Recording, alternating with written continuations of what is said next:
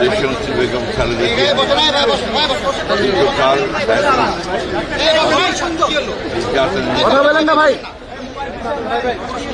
কারাবন্দী থাকার পরে দেশ ফেসলা মুক্তি হওয়ার পরে বিদেশে যুক্তরাজ্যে চিকিৎসার জন্য গিয়েছিলেন।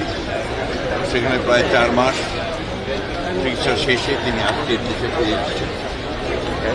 এটা আমাদের জন্য করে জাতির জন্য আজকে আনন্দের দিন। এবং আমরা আজকে গণতন্ত্রের উত্তরণের যে সময়টুকু, এই সময়ে তার আমাদের দেশের জন্য জনগণের জন্য একটা অত্যন্ত উল্লেখযোগ্য দিক।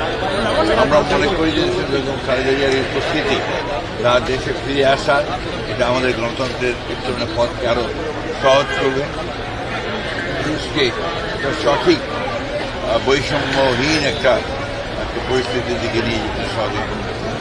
দেশনেত্রী বেগম খালেদা জিয়া যেন অত্যন্ত সেফলি এখানে দেশে এসে পৌঁছতে পারেন, সেই জন্য দোয়া করছি। দেশবাসীর কাছে এই দোয়া চাইছি যে দেশবাসী সুস্বাস্থ্যের জন্য দোয়া করেন এবং দেশবাসী গণতন্ত্রে ফিরে যেতে পারে তার জন্য পথ সহজেই আমরা অর্জন করতে পারি।